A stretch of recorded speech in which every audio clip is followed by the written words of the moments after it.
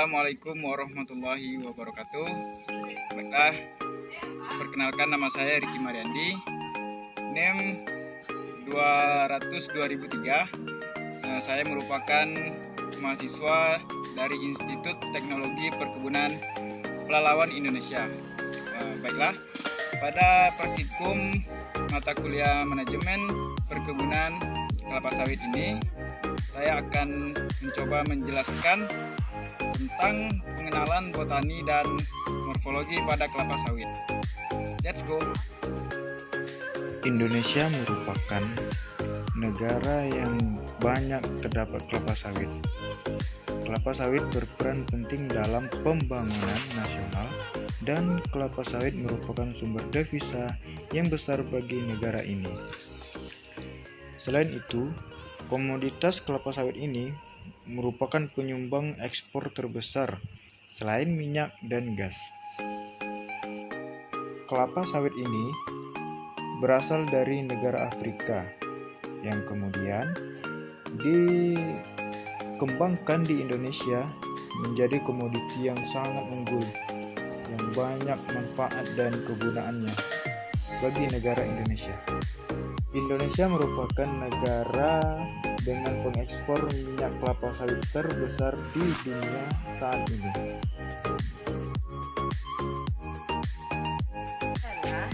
Buah yang satu tandannya tidak dibuahi secara keseluruhan.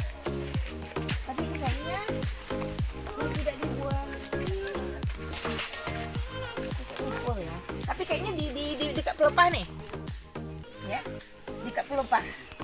Ini kalau dia membuka secara sempurna, makanya sawit yang bagus tuh yang pelepahnya ngembang. Ini kurang bagus, tengok tuh. Kuncup kan? Hidup kan? Hidup. Tapi dia tidak membuka secara sempurna.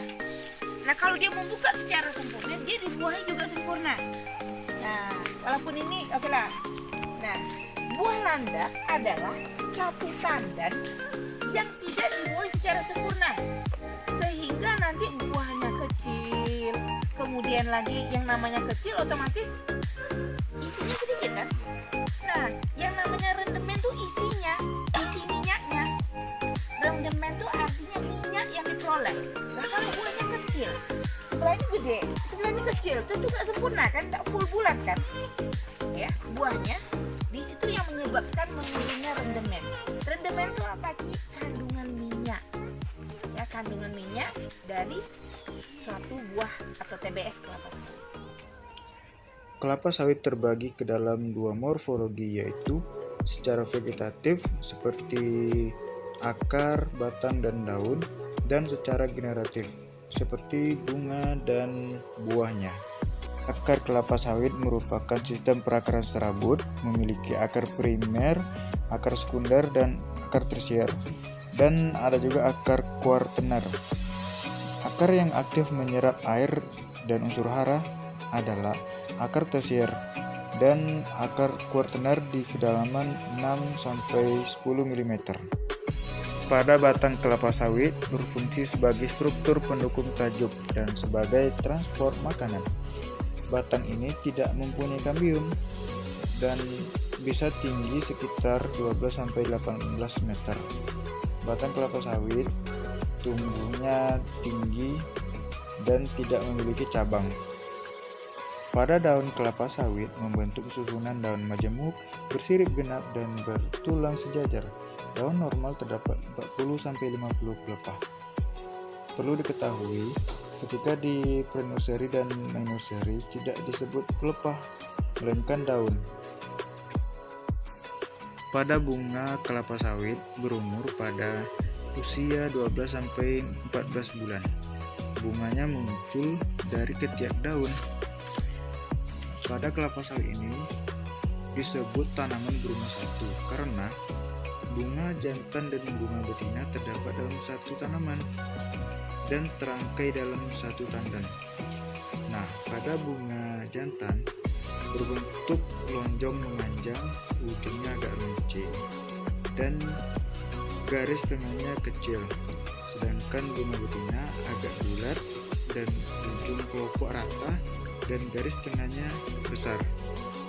Pada buah kelapa sawit terdapat 4 bagian, yaitu exocarp, mesocarp, endocarp, dan endosperm. Yang pertama ada exocarp, merupakan bagian terluar kulit dari kelapa sawit yang pada umumnya berwarna kemerahan dan licin.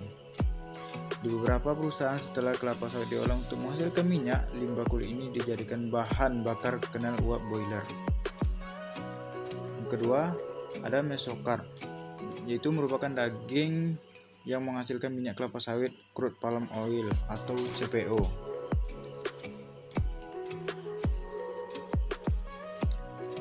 Yang ketiga ada endocarp, itu merupakan cangkang pelindung inti sawit atau kernel.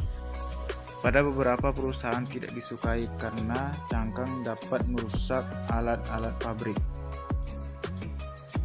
Cangkang ini dapat digunakan sebagai bahan bakar boiler. Yang terakhir ada endosperm, merupakan inti sawit yang mengandung karbohidrat, lemak, dan protein. Selain itu, juga dapat diolah menjadi produk rumah tangga hingga deterjen. Proses pembentukan buah dari penyerbukan sampai matang memerlukan waktu kurang lebih sekitar 6 bulan. Dan 1 tandan buah segar atau TBS mengandung kurang lebih sekitar 2000 brondolan. Oke guys, baiklah, itulah penjelasan singkat dari saya tentang pengenalan botani dan morfologi pada kelapa sawit di mata kuliah manajemen perkebunan kelapa sawit. Bila ada kesalahan, mohon dimaafkan. Saya sudahi, wabillahi taufiq wal hidayah. Assalamualaikum warahmatullahi wabarakatuh.